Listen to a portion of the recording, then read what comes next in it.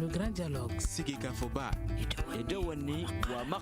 Le grand dialogue de l'émission de débat du studio Tamani sur votre radio. Chenni Beri Halud Maundi. Chenni Beri Sigika Foba. Le grand dialogue. Bonsoir et bienvenue. Le forum de la presse d'aujourd'hui réfléchit sur deux sujets, l'insécurité dans le pays et la mort de 48 migrants maliens dans la mer en tentant de regagner l'Europe. Nos invités sur ce plateau, tous journalistes, Badou Escoba, directeur de publication du journal Carrefour, Boubacar Bokoum, correspondant du studio Tamani à Mopti, Lamfia Sinaba, journaliste écrivain, Abdoulaye Fama Koulibaly du journal Le Combat. Je suis Fatmata Togola. Le grand dialogue. Nous allons ouvrir les débats aujourd'hui avec la dégradation de la situation sécuritaire au Mali. Le gouvernement malien va lancer une vaste opération de sécurisation dans le centre du pays, dont une partie est sous le contrôle de groupes armés djihadistes. L'information est rapportée par l'AFP qui cite des sources officielles maliennes. Alors, Monsieur Koulibaly, nous allons commencer par vous. Quelle est votre analyse par rapport à cette situation ? Bon, il y a plus grave que l'insécurité au Mali. À Tekere Moussa, dans la contrée de Kourouma, un peu pas trop loin de Djabali, là-bas, c'est la charia. Les femmes ne se mêlent pas des hommes. Ça, c'est très grave. Ça veut dire qu'il n'y a pas de prise de l'État sur ces zones-là. Pourquoi cela? Parce qu'il y a Amadou Koufa qui règne là-bas, un pacha. Donc, ça, c'est au-delà de l'insécurité. Parce que nous perdons, nous n'avons pas, l'État n'est pas là. Je pense qu'il faut faire en sorte que tout le territoire soit dans le giron de l'État, que l'État ait l'autorité partout. Et à partir de quoi on peut combattre cette insécurité qui est de plus en plus récurrente. Mais je crois qu'il y a assez de militaires au Mali. Il s'agit de faire un village autant de militaires qu'il est possible. Donc, on va venir à bout de cette insécurité. Sinon, c'est très grave. C'est très grave parce que Kourouma, à Tekere Moussa, c'est encore au centre. Ça, c'est dans le cercle de Nyono.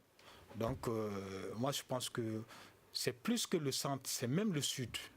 Voilà. Il faudrait militariser le pays. Ça, c'est mon point de vue. Moi, aujourd'hui, aux commandes, je ferais que chaque village dans la région de Ségou et dans la région de Mopti ait des militaires, autant de militaires qu'il est nécessaire pour assurer la sécurité de ces villages-là. Alors, Monsieur Bokoum, en tant que journaliste qui excelle au centre du pays, que pensez-vous de ce que Monsieur Koulibaly vient de nous dire? Bon, actuellement, pour tout le monde connaît, le centre du Mali, précisément dans la région de Mopti, c'est la zone qui se trouve dans plus d'insécurité que toutes les parties du Mali.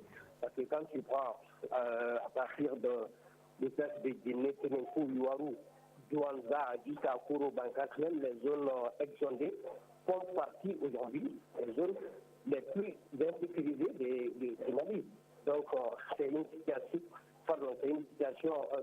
qui est très très dramatique, eu égard des attaques et des assassinats ciblés qui se passent à travers la région de Mopti.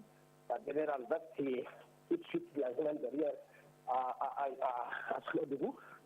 C'est un peu ciblé à Slodougou où ils ont assassiné un porteur de network. Donc c'est pour nous dire que l'ensemble de la région de Mopti souffre aujourd'hui de toute l'insécurité. Et j'ai dit Slodougou vraiment a gagné le mardi. Il y a eu ce problème. Donc, c'est pour vous dire que la situation est un peu compliquée pour la région de Mopti. D'accord. Alors, Monsieur Escoba, qu'en dites-vous? Moi, je pense qu'il ne faut pas être trop alarmiste. Et le Premier ministre qui vient d'être fraîchement nommé a promis des mesures fortes, n'est-ce pas, pour ramener la sécurité. Et je pense que les nouvelles sont déjà assez bonnes, puisque avant-hier, entre Ansongo et Ndéliman, entre Ansongo et Meneka, dans le secteur d'Ndéliman, l'armée malienne a porté un grand coup aux terroristes. Et 13 terroristes, n'est-ce pas, avaient tenté de dépouiller des forains et de tout ce qu'ils ont. Donc l'armée est venue à temps, on les a encerclés, ils ont été désarmés et conduits à Gao. Et récemment, entre Djenné, dans le secteur de Djenné également, une escouade de la garde nationale a été attaquée par des terroristes, un garde a été tué. un autre garde a été blessé, mais pratiquement tous les terroristes ont été tués.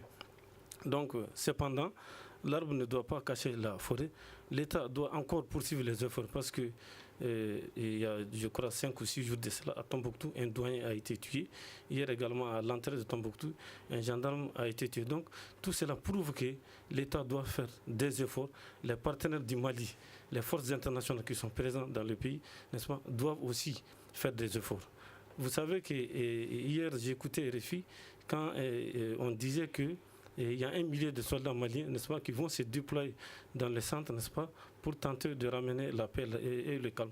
Et l'autre bonne nouvelle, c'est que le gouvernement a décidé de mettre en place des bureaux itinérants, n'est-ce pas, pour pouvoir apporter un certain nombre de solutions aux problèmes auxquels les populations sont confrontées. Ces bureaux, ce seraient des bureaux avec des moyens sur le plan de l'éducation, sur le plan administratif et sur le plan de la santé. Mais des efforts restent à faire pour que vraiment l'insécurité soit un lointain souvenir. Et pour ça, je crois que l'État est en train de compter d'abord sur les armées maliennes, ensuite sur la force conjointe du G5 Sahel, sur l'amunissement et sur Barkhane. Barkhane qui récemment a mené des opérations vers les frontières du Burkina et du Niger. D'accord. Alors, M. Sinaba, partagez-vous le même avis que M. Koulibaly, M. Bokoum et M. Escobar? En partie. Et pourquoi? Oui. C'est vrai, il y a l'aspect militaire, mais il faut reconnaître que ces terroristes, moi je les appelle comme tels, ont eu à un certain moment donné du répondant au sein de la société. Donc il faut une sorte de déradicalisation. Que tout n'est pas forcément militaire. Maintenant, je ne suis pas autant optimiste que Badou quand il dit qu'il ne faut pas dramatiser. Je pense qu'il y a lieu de dramatiser. La situation, elle est dramatique. Maintenant, les mesures fortes, entre guillemets, moi je me demande pourquoi avoir mis tout ce temps pour mettre en œuvre ces mesures fortes-là. Je préfère voir ces mesures fortes se réaliser, se concrétiser sur le terrain pour pouvoir véritablement me prononcer.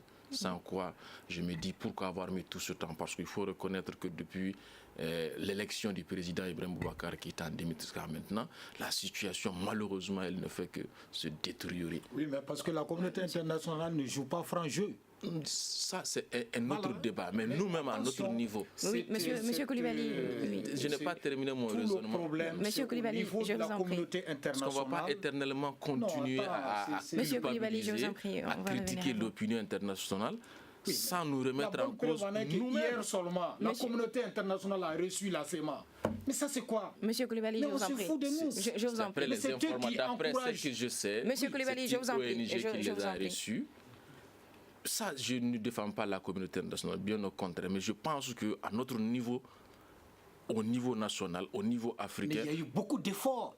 Des efforts qui, malheureusement, jusqu'à preuve du contraire, n'ont pas eu l'accompagnement de la communauté internationale. Monsieur Koulibaly, je vous en prie. Il y a des jeux d'intérêt. Je vous en prie, je vous en prie. Il faut dénoncer ces jeux d'intérêt. J'arrive. Donc, pour revenir à ces mesures dites fortes, je pense qu'il va falloir attendre encore, voir réellement ce qu'elles vont donner sur le terrain, parce que je ne suis pas vraiment très optimiste par rapport à ça.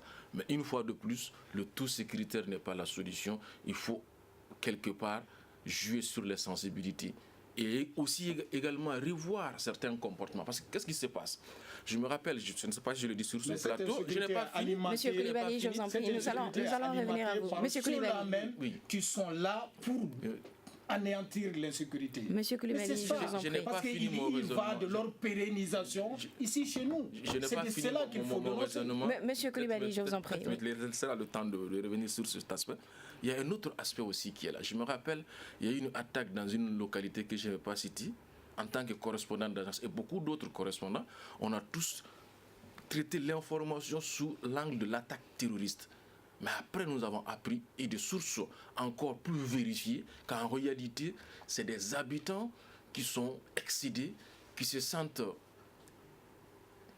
embrigadés, qui se sentent persécutés par les représentants de l'État, les forces de l'ordre. Donc, ils ont eu un règlement de compte. En réalité, c'était plutôt des représailles des populations locales contre ces agents de l'État, ces agents de sécurité de l'État, que Monsieur Koulibaly, je vous en prie. Donc, je pense qu'à ce niveau aussi, il appartient à l'État de mettre ces gens de sécurité-là dans les conditions pour qu'ils ne puissent pas avoir des abus sur ces populations-là. Oui, c'est regrettable. C'est regrettable, mais c'est une réalité. C'est une réalité. On est entre nous, Maliens. Il est malheureux que les Maliens soient loups pour des Maliens. Ah, c'est ce que tu penses. Mais moi, je parle de la réalité. Je parle de la réalité de ceux-là qui ont vécu les événements. Je ne vais pas entrer dans certains détails. Oui, je vous en prie. Alors, remettre en cause certaines choses. Monsieur Bokoum, depuis Mopti, selon vous, peut-on s'attendre à des résultats concernant cette vaste opération qui sera lancée bientôt? Bon, on l'espère beaucoup. Au niveau de notre région, déjà on a les prémices. À l'heure où je vous parle, le gouverneur serait à Mopti pour ces mesures sécuritaires, à Tinenkou plutôt pour ces mesures sécuritaires. Mais moi je crois qu'on a beau entendre ces discours, on espère bien que ces mesures annoncées par le gouvernement vont avoir effet. Et nous qui sommes dans le centre, plus précisément dans la région de Mopti, nous savons comment la population souffre par cause de cette insécurité. C'est ce que je dis.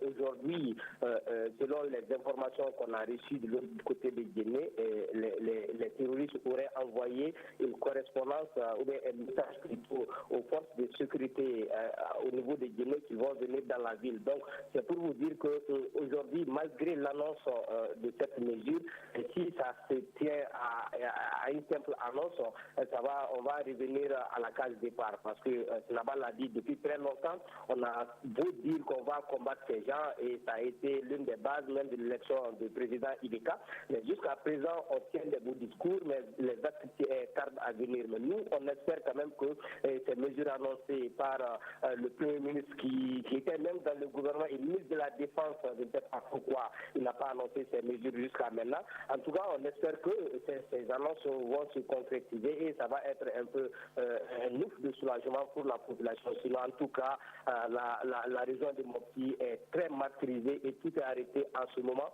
Donc, pas d'activité, en tout cas, en dehors de Mopti-Ville, dans les cercles qui se trouvent dans la zone exodée, hormis les chefs-lieux des cercles, on ne peut mener aucune activité, aucune administration n'est présente dans ces différentes localités. Donc, c'est pour vous dire que les mesures, on les a attendues, on espère que ça va se concrétiser, mais en tout cas, il faut joindre à la parole. Mais le Premier ministre avait annoncé ces mesures dures ici à la Maison de la Presse lors d'une conférence de presse. Il est venu, il a fait une conférence de presse, il dit que l'armée malienne doit être à la défensive. Et c'est maintenant, il est aux commandes, c'est ça qu'il va mettre en œuvre. Maintenant, qu'est-ce que... Alors la population, M. Bokoum, doit collaborer. Ici à Bamako, dans les quartiers périphériques de Bamako, il y a eu de l'insécurité qui a été combattue avec des voleurs qu'on a pris hier, avant-hier et l'autre jour. Parce que la population a collaboré. Il faudrait que nous prenions ces militaires-là pour des nôtres et qu'on leur donne des informations, les vraies, pour leur permettre de combattre cette insécurité. Si le Premier ministre là a dit ça aujourd'hui, il l'avait dit bien avant, j'étais à la conférence de presse. Ce jour-là, il était là avec une carte. Donc, on doit applaudir son avènement à la tête de... Oui, monsieur Koulibaly. Monsieur Lanfian, excusez-moi, monsieur Bokoum réagissait. Oui, allez-y. Je suis d'accord en partie avec M. Koulibaly qui dit que la population a collaboré. Oui, la population a collaboré, ça a été déjà des ceux qui sont dans le centre sont réputés être entre griffes des djihadistes à connotation terroriste. Donc, je peux vous dire que c'est très différent. L'insécurité qui règne dans le centre du Mali est différente de celle de Bamako. Je m'explique. Par exemple, tu vois, c'est les enfants du terroir. C'est les enfants du terroir qui ont pris des armes pour se défendre. Parce qu'il y a eu tellement de raquettage, il y a eu tellement d'injustice. Dans la plupart des cas, ce n'est pas les djihadistes, c'est les gens qui peuvent se défendre contre l'injustice commise par les représentants de l'État dans le centre. Donc, ici, la nature de l'insécurité est différente de Bamako. Tu prends dans la zone de centre de Ténégou, tu trouveras que, par exemple, quand tu vas dans le marché, les mardis, c'est le marché de Djungori, tu verras plus d'une trentaine de jeunes avec leurs armes. C'est les jeunes du terroir. Donc, c'est pour comment la population va collaborer. C'est cette même population qui est enrôlée. Donc, c'est très différent de Bamako. Il faut qu'on soit clair. Il faut départager les choses. Deuxièmement, les gens gens comprennent pour vraiment aller négocier ou pour parler au nom des organisations, c'est des gens qui ne sont pas très crédibles auprès de ces populations. Par exemple, les cantons existaient, les chefs des cantons existaient, ils sont plus légaux aujourd'hui. Mais c'est des gens, quand ils parlent, et toute la population les écoute. Mais on les a écartés dans le processus de négociation, on les a écartés totalement. Il y a des marabouts, quand ils parlent aux autres qui ont des armes, on suppose que, selon les informations, on dit que c'est des talibés, des marabouts qui suivent Amadou Koufa. Mais il y a des marabouts, quand ils parlent, il y a la majorité des marabouts de la région qui vont les écouter, qui vont les suivre. Et ces gens sont écartés parce qu'on dit qu'ils sont quand même représentés par le Haut Conseil, et le Haut Conseil, et il qualifie même le Haut Conseil islamique des musulmans. Donc c'est pour vous dire que la nature du centre de Mopti et du centre du Mali est très différente de Bamako. D'accord, oui, monsieur Koulibaly, je vous en prie. Monsieur Escobar. Oui. Cette situation d'injustice de la part des représentants de l'État dans ces zones-là est récente ou bien elle est aussi vieille que ces régions ont existé? Si c'est le cas, comment on faisait pour combattre ça? Monsieur Koulibaly, je vous en prie. Monsieur Bokoum, je vous en prie. Monsieur Escobar, oui, allez-y. Bon, moi je pense que, parlant de cette insécurité, les armées maliennes, certes, elles ont de l'expérience maintenant, parce que nous sommes dans un contexte de guerre asymétrique. Mais le problème fondamental, c'est quoi? Il faudrait que les forces en présence mutualisent leurs efforts. Il faut que les armées maliennes, la force conjointe du G5 Sahel, la MINUSMA, la force Barkhane, les pays frontaliers du Mali qui ont également des armées, il faut que vraiment ils coopèrent ensemble, qu'ils travaillent en parfaite symbiose, n'est-ce pas, et faire des échanges d'informations pour que le travail puisse marcher sur le terrain. Vous savez que quand on parle d'insécurité, les gens se focalisent seulement sur le Mali. Le Mali n'est pas le seul pays qui est touché par l'insécurité. Il y a 1 ou 2 mois, du côté du Burkina, dans le secteur de Nansumbu, un bataillon antiterroriste de l'armée burkinabé a eu maille à partir avec des terroristes. Donc 12 de ces éléments ont été tués. Du côté du Niger également, l'autre jour, et vers la frontière du Niger, 3 combattants du Gacha ont été tués. Donc, ça veut dire que cette insécurité ne peut être circonscrite par la seule armée malienne. Donc, il faut que toutes ces forces, n'est-ce pas, s'associent pour qu'on puisse vraiment venir à bout de cette insécurité. Les autres forces ne jouent pas franc jeu. Il y a un aspect... Les forces Barkhane ne jouent pas franc jeu. Mais qu'est-ce qui vous fait dire ça? Mais moi, j'ai les preuves que si ces forces étrangères qui sont là jouent franc jeu avec l'armée malienne et l'armée malienne joue avec la population, on serait à bout de l'insécurité aussi vite qu'on le souhaite. Mais il est à noter que ces forces sont des forces d'occupation qui n'ont pas intérêt à ce qu'on circonscrive cette insécurité, sinon ils vont partir. Mais ça, quand même, c'est une vérité qu'il faut étaler au grand jour. D'accord, oui, voilà. Monsieur Escobar. Monsieur Lanfia. Je pense que c'est une analyse qui est subjective. Non, elle n'est pas subjective. Je pense que tu n'as pas avancé d'éléments concrets, de preuves palpables pour dire que ces gens-là sont de connivence avec les terroristes. Ils ont les moyens de renseignement. Ces moyens de renseignement, ils peuvent mettre ça à la disposition de l'armée malienne. Et l'armée malienne, de concert avec la population, peut dénoncer et peut détecter les rebelles. Mais ce n'est pas le cas. Ce n'est pas le cas. On a vu combien de fois que l'armée malienne, n'ayant pas les renseignements nécessaires, se laisse prendre à dépourvu. Pendant que les forces internationales ont ces renseignements sur ces rebelles-là. Combien de fois ça s'est passé? Ça, au moins, tu es au courant de ça. Ça arrive souvent que l'armée malienne en train d'escorter des convois de la MINUSMA fassent l'objet d'attaques. Vous pensez que la MINUSMA va comploter pour que ces agents... Non, il ne s'agit pas de comploter, il s'agit de jouer franc jeu. C'est-à-dire d'être sincère avec l'armée malienne et permettre à l'armée malienne de combattre le moment où elle doit combattre. Parce que qu'est-ce qui se passe? L'armée malienne est toujours prise à dépourvu par ces rebelles pendant que les forces étrangères ont les renseignements nécessaires. Ils ne donnent pas ça, ils ne mettent pas ça à la disposition de l'armée malienne. Ces mêmes forces étrangères. Oui, mais parce que c'est par leur hypocrisie qu'ils périssent. Par leur hypocrisie qu'ils périssent. Je vous en prie, ce que moi j'aimerais ajouter, c'est que le problème, quel est le problème fondamental? Le problème c'est quoi? C'est que ceux qui sont susceptibles de donner les renseignements nécessaires ne sont pas en sécurité. On assiste de plus en plus à des assassinats ciblés, surtout dans le centre du Mali. Donc, cela pose énormément de problèmes.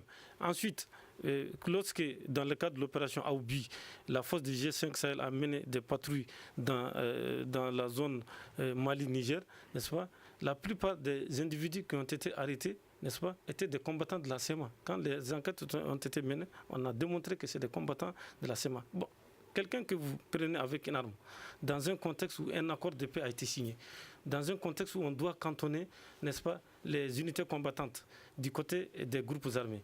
Et si de telles pratiques se passent, ça crée la confusion. Donc, moi, je me dis qu'il faut, encore, je reviens sur la notion de l'information. Il faut que les informations soient mutualisées. Il faut que toutes ces forces-là, n'est-ce pas, travaillent ensemble, main dans la main, pour pouvoir amener l'insécurité, pour pouvoir résorber l'insécurité qui existe dans le pays. Sinon, le G5 Sahel serait une force de trop. D'accord. Alors, la sécurisation du centre du pays et de l'ensemble du territoire malien contre les attaques asymétriques ainsi que l'accompagnement des prochaines élections figurent parmi les priorités de la MINUSMA en 2018. Les responsables de la mission onusienne l'ont déclaré hier au cours d'un point de presse tenu à Bamako. Écoutons les propos du général de Gounik, le commandant de la force de la MINUSMA.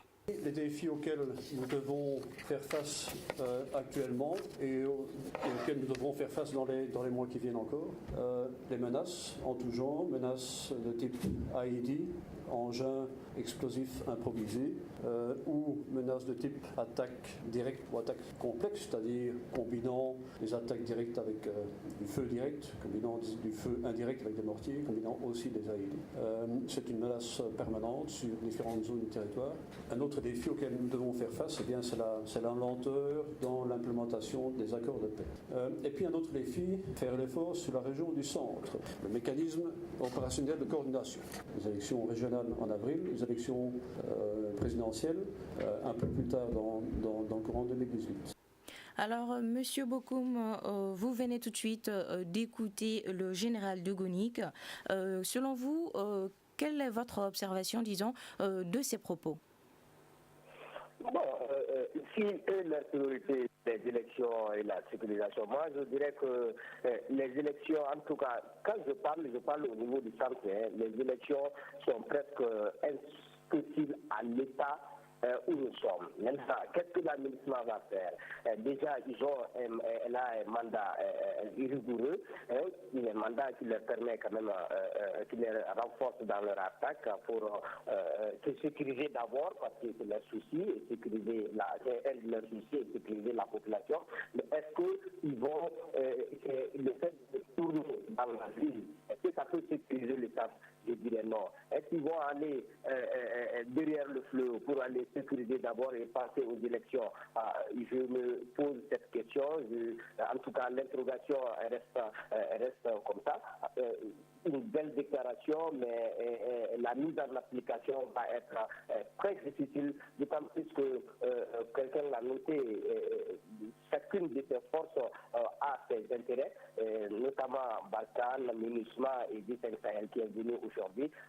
Tant qu'il n'y a pas la sincérité entre ces différents partenaires, je crois que la sécurisation de nos villes va être très compliquée, à plus forte raison parler des élections. On espère que les élections se tiennent dans la paix, la quiétude et la transparence, mais tant que cette situation n'est pas décantée, ces déclarations, ces simples déclarations ne permettent pas à espérer sur un meilleur par rapport à ces élections, par rapport à tout ce dont le général vient d'évoquer. Alors oui, M. Koulibaly. Bien, moi je tiens ma position. Si ces forces internationales ont intérêt à ce que les élections se passent dans les bonnes conditions, elles se passeront dans les meilleures des conditions possibles. Mais si c'est le contraire, elles vont tout faire pour saboter. Mais nous, on n'en est pas là. La démocratie a des piliers. L'un des piliers les plus forts de la démocratie, c'est la tenue des élections à date requise. Donc, nous voudrions que notre démocratie fonctionne à merveille. En 2018, que les 3 élections se tiennent à date et dans les meilleures conditions possibles. Nous en avons les moyens à partir de nos soldats. Tu sais, les femmes sont des véritables guerriers. Nous sommes une vieille nation de guerre. Ces militaires, ces femmes seuls peuvent assurer la sécurité pour la tenue des élections. Mais là où le bas blesse, c'est qu'on ne nous laisse pas la main libre. cette communauté internationale, à travers la MINUSMA, les forces Balkans et G5, vont faire l'alarmisme. Faire en sorte qu'on puisse croire que c'est la fin du monde au Mali. Rien ne marche pour qu'on puisse prolonger. Mais ce mandat de la MINUSMA, nous, on n'en est pas là. On veut la quiétude de nos populations. Voilà. Donc, la démocratie voudrait que 5 ans, c'est fini, les élections doivent avoir lieu, elles auront lieu. L'État malien va mettre les moyens. En tout cas, à travers les FAMA, on pourra réussir. Mais s'il y a autre chose, cette chose étrangère, d'une main tachée de sang va venir de l'extérieur et à travers la communauté internationale. Et qu'il est temps de dénoncer. Il faut dénoncer. Oui, pour qu'on nous laisse tenir nos élections, cette insécurité. D'accord, en 2013, on était plus en insécurité que maintenant. Non. Mais en 2013, on était plus. Mais écoutez, à l'hôtel Radisson, quand je montais dans les dédales, j'entendais la mort de Claude Vernon et consorts. Mais pour autant, on a tenu les élections. Il n'y avait pas plus d'insécurité que l'on tue des journalistes français à Kidal. Mais on a tenu les élections. Voilà. Oui, monsieur Lafia, allez-y. D'abord, il faut arrêter d'accuser toujours les autres. Qu'on ait le courage. Dans le cas malien, monsieur Koulibaly, je vous en prie. Vous avez des véritables pyromanes. Monsieur Koulibaly, je vous en prie. Quelque part qu'on se remette en cause. Si on est là aujourd'hui, c'est parce que quelque part, l'État central a failli. Ah mais non, à travers son absence. Monsieur Koulibaly, je vous en prie. À travers son absence. Un gouffre aussi profond que quiconque à la place de ces autorités aurait connu les mêmes problèmes. Pas forcément, il fallait essayer les autres. Mais on ne peut pas essayer tout le monde à la fois. Monsieur Koulibaly, je vous en prie. Oui. Je le disais et je le maintiens, c'est parce que quelque part l'État central a failli à travers l'absence de représentants de l'État. Dans ces zones, les préfets sont partis. Les sous-préfets sont partis, les enseignants sont partis, tout le monde est parti. On a laissé ces gens-là. Quelque part, ils vont tourner vers des gens à qui ils se retrouveront certainement. Il y a cet aspect. Pour la tenue des élections, c'est une question d'honneur pour le président Ibeka. Mais pas pour le président Ibeka. Attendez, je n'ai pas fini mon raisonnement. Monsieur Koulibaly, ce n'est pas le Mali qu'on lui a confié quand il venait à la tête du Mali en 2013. Il a laissé les choses, on peut le dire ainsi. C'est vrai, il y avait des difficultés dans le nord. Monsieur Koulibaly, je vous en prie. Mais le Mali était en guerre. Après, le Mali a été placé sous tutelle. Monsieur Koulibaly, je vous en prie. Ça, c'est des propos. Nos autorités n'ont pas les mains libres là. Nous allons revenir à vous, monsieur Escobar. Je n'ai pas fini mon raisonnement. Ok, allez-y. Ce que je voudrais dire, c'est que c'est une question d'honneur au-delà de la tenue des élections. Parce que ce n'est pas ce Mali qu'on avait. Au moins, il y avait une représentation, même si on dira qu'elle était symbolique à Kidal. Il y avait les représentants de l'État qui sont dans le centre. Aujourd'hui, ils ont tous fui. Mais qu'est-ce qui n'a pas marché? Pas statique. Non, justement, c'est de telles situations. Non, la présence de l'État dans ces zones-là, ça doit être statique, Blo. Oui, monsieur Lanfian, nous allons revenir à vous. Ça, il n'y a pas de discussion. Oui. Monsieur Escobar, oui. Allez-y. Moi, je pense que c'est un énorme défi pour le président de la République parce que lors du discours du Nouvel An, il a promis que toutes les élections vont se tenir. Et pour que ces élections puissent se tenir, il faut que la sécurité puisse revenir dans le centre et le nord du pays.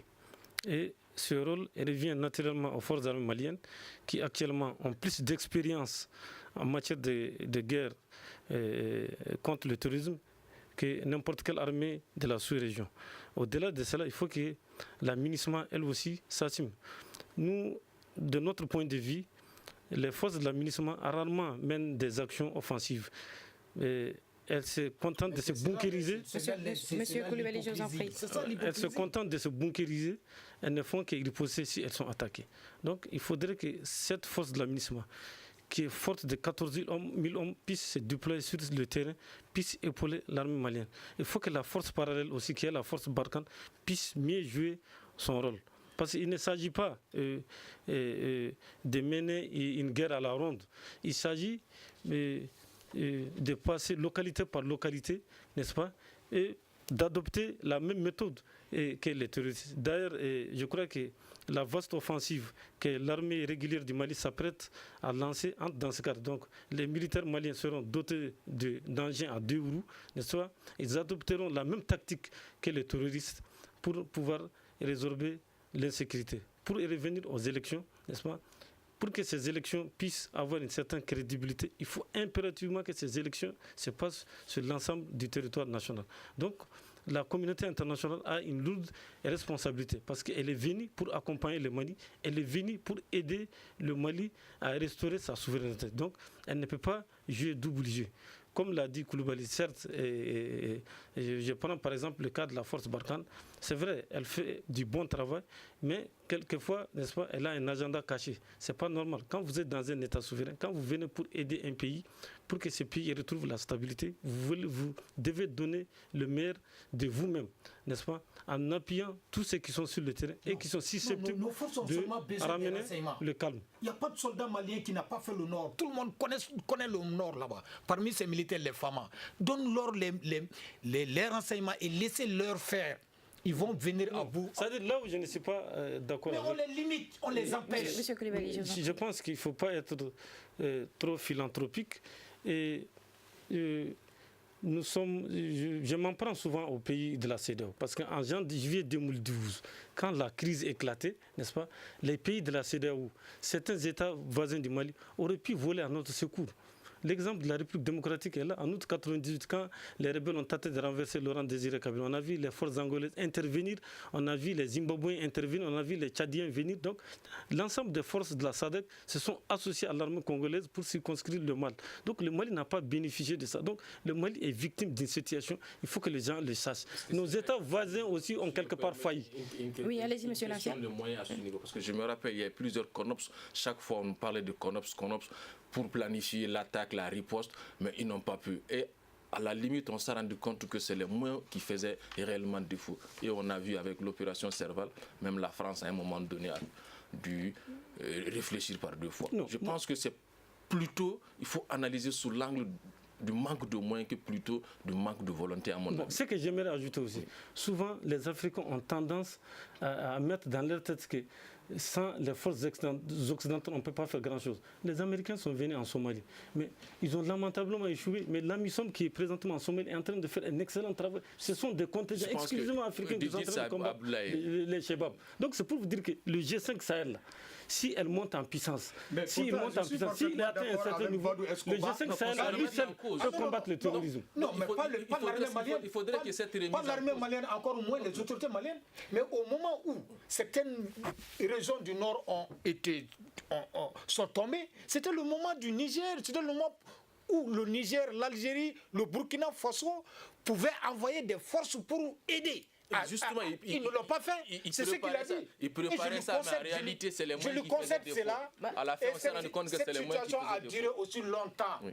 Moi, je te dis aussi longtemps, au moins 3 mois, que le Mali tombait petit à petit. Aucun pays de la CEDEAO n'a levé le petit doigt pour nous venir en aide. Ils sont venus en aide quand il s'agissait d'une série de réunions que j'ai. Monsieur Bokoum, êtes-vous avec nous? Oui, je suis là. D'accord. Alors, avant de clore ce chapitre sur l'insécurité au Mali, selon vous, comment mettre fin à ce cycle de violence? Je suis là parce que je crois que dans un débat, on doit s'écouter pour comprendre. Chacun doit avoir la parole pour réagir. Ça fait entre parenthèses. Pour construire cette insécurité, d'abord, le rôle revient à l'État malien, d'abord, à nos forces armées et de sécurité. Donc, il faut que l'État mette les moyens et forme nos agents et vraiment se focalise beaucoup sur les femmes pour qu'ils puissent jouer leur rôle régalien. Un deuxième aspect de la chose, je l'ai dit, on a des forces étrangères en place. Comme nous aussi, nos forces vont aider ailleurs. Ça a été le cas en Centrafrique, etc. Donc, ces forces, l'important, c'est d'être sincère, de collaborer avec l'armée malienne, se partager des informations, se donner des idées, travailler en symbiose pour pouvoir vraiment éradiquer ce mal. Sinon, l'État malien à lui seul ne peut pas lutter contre le terrorisme. Même les Américains à eux seuls ne peuvent pas lutter contre le terrorisme. Donc, c'est une mutualisation des forces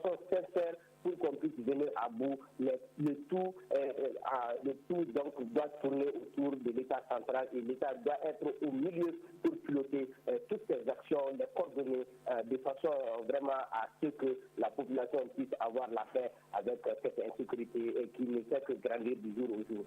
Je vous concède cela parce que nos FAMA, les formations que ces FAMA subissent à l'EUTM, à Koulouba, à Kouloukoro, cette formation, on ne leur permet pas d'appliquer ça de façon efficiente sur le terrain. On les empêche, on les éparpille, alors qu'ils ont été formés en groupe et selon des objectifs bien précis. Mais à les entendre, ils ne sont pas libres sur le terrain pour appliquer cette formation. Je ne suis pas spécialiste, mais j'ai donné mon point de vue. Il faut mutualiser les forces pour qu'on puisse vraiment venir à bout. Sinon, aucune force à elle seule ne peut circonscrire cette insécurité dans laquelle le Mali se trouve actuellement.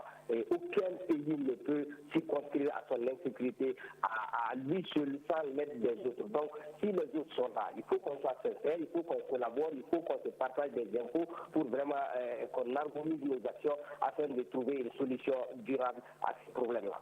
À présent, parlons de la migration. 2 jours de deuil national ont été décrétés par le président Ibeka. Cette mesure intervient suite à la mort de 48 migrants maliens dans la mer dimanche dernier en tentant de regagner l'Europe. Alors, Monsieur Koulibaly, qu'est-ce que vous pensez de cette problématique de la migration ? Mais vous savez que c'est un problème dramatique, mais qui a été davantage dramatisé par l'Occident, par l'Europe. L'Europe a érigé, n'est-ce pas, des murs électriques pour nous empêcher de partir. En quoi faisant ? En faisant en sorte que les migrants africains soient pris pour des esclaves. C'est une façon de nous taper dans notre conscience. Et ces naufrages-là, ils en sont responsables. Parce que dès lors qu'ils ont mis en place, à partir des pays au bord de la Méditerranée, des centres de rétention des migrants, ils doivent être à mesure de suivre les migrants, les empêchant ainsi d'aller au naufrage dans la mer. Mais ce n'est pas le cas. On est surpris que ce cas soit survenu. Si ce cas-là est survenu, c'est que l'Occident en est responsable. Ils ont fait exprès pour tuer nos migrants afin de nous taper davantage dans notre conscience. Sinon, ils ont donné de l'argent à la Libye pour empêcher les migrants de traverser. Ils ont donné de l'argent au Niger, à beaucoup d'autres pays. Mais pourquoi cet argent qui a été donné n'a rien servi? Et encore, on a des migrants qui périssent sur la Méditerranée. L'Occident est responsable, la France est responsable, la communauté internationale est responsable. L'histoire va en juger. Ça, c'est clair. Okay. Monsieur Lafia, qu'en dites-vous? Moi, toujours, on va revenir sur le même débat. Issu de cette génération de jeunes Africains qui ont le courage de regarder les choses en face et de se remettre en cause. L'Afrique... Monsieur Koulibaly, je vous en prie. Vous avez parlé cette façon de faire de Monsieur Koulibaly, je vous en prie. La parole à moi. Il faudrait qu'on ait ce courage-là. Qu'est-ce qui fait que ces jeunes-là partent? C'est parce que quelque part, une certaine élite a failli. Mais il ne faut pas fuir parce que ça brûle chez toi. C'est parce qu'une certaine élite africaine a failli, parce que malheureusement, il y a eu une mauvaise redistribution de la recherche qu'une certaine élite a accumulée et s'en est accaparée. Premier problème. Deuxième problème, l'Occident a aussi des problèmes. Ces pays-là, ils ne veulent pas, ils ont des soucis, ils ne veulent pas de ces immigrants-là. Qu'est-ce qu'il faut faire? Mais il ne faut pas nous tuer pour nous décourager. Justement, ils sont passés par des lois. Et ils doivent être dans la légalité. Non, je parle de faire de nous des esclaves. Non, là, ça, c'est le crime. C'est plus qu'un crime. Ne déforme pas mes propos. Je suis contre cela. Mais ce que je voudrais dire, quelque part, qu'on ait le courage de nous remettre en cause. Et aussi, là où on peut remettre en cause l'Occident, à mon avis, c'est le fait que ces Occidentaux nous imposent certaines mesures dans le cadre du développement. Mais cet Occident dont tu parles, nous l'avons construit ensemble. L'Occident nous a réduit des mesures qui sont des natures à nous maintenir dans cette situation de dépendance. Là, je suis contre. Mais dire qu'ils ont fermé leurs frontières, ils ont aussi des soucis. Si on doit les accuser, c'est peut-être le fait qu'ils sont là à tordre la main à nos dirigeants, à imposer certaines choses. Là, on peut le reprocher. Et ce que vous venez de dire tout de suite, je suis contre. Et je pense que quelque part aussi... Monsieur Koulibaly, je vous en prie. qu'on essaye, parce que jusque-là, la dénonciation, quand on dénonce, par exemple, je vais mettre l'accent sur le côté écriture, les écrivains, quand on regarde ceux qui ont beaucoup parlé de ces sujets-là, ont beaucoup plus, c'est vrai, ils dramatisent, mais il y en a qui ont essayé de donner une certaine forme, un certain visage humain. Je pense qu'il faut dénoncer, il faut dramatiser pour décourager les gens. Et il y a aussi le porteur. Je n'ai pas fini. Il y a aussi le porteur à la vie. Oui. Il y a le porteur du message. Parce que pour convaincre ces jeunes-là de ne pas aller en Occident, il faudrait qu'il y ait des personnes appropriées dans la mesure où moi je ne peux pas. Mais la liberté de mouvement est consacrée par les droits de l'homme. Je vous en prie. Malheureusement, le temps nous fait défaut. Je vous en prie. Cette liberté, oui, je vous en prie. Je vous en prie. Malheureusement, le temps nous fait défaut. Alors, Monsieur Bokoum, êtes-vous du même point de vue que Monsieur Lanfia? Bon, moi, par rapport à l'immigration, c'est vrai, c'est presque une culture, en tout cas chez le Mali, mais il faut s'attaquer à la racine du mal. Pourquoi les jeunes partent? Il faut se poser la question. Il faut qu'on s'arrête un moment et faire notre mea culpa. Pourquoi nos jeunes sortent pour aller se faire tuer dans la mer? Pourquoi les jeunes sortent pour aller se transformer en esclaves dans certains pays, surtout pays africains? Donc la racine du mal, c'est quoi? C'est le manque d'emploi, le chômage. Donc il est temps que les dirigeants africains fassent leur mea culpa. Qu'est-ce que nous avons fait pour cette jeunesse pour qu'elle ne puisse pas aller se faire tuer? Cette interrogation, moi, en tout cas, ici, j'interpelle tous les dirigeants africains. Chacun a critiqué ce taxe qui s'est passé tout de suite en Libye par rapport à la vente des gilets. Tout le monde critique le naufrage, dire oui, c'est l'Europe qui a. D'accord, l'Europe a ses intérêts, ils défendent leurs intérêts. Nos dirigeants, qu'est-ce qu'ils ont fait pour empêcher nos jeunes d'aller? Quand il n'y a pas ce pays africain où le chômage n'atteint pas à un niveau vraiment extraordinaire. Donc, faisons notre mea culpa, laissons les autres, parce qu'eux, ils sont en train de gérer leurs problèmes. Demandons à nos dirigeants que nous-mêmes, nous éligions qui se fassent élire sur la base de la fraude, on peut le dire ainsi.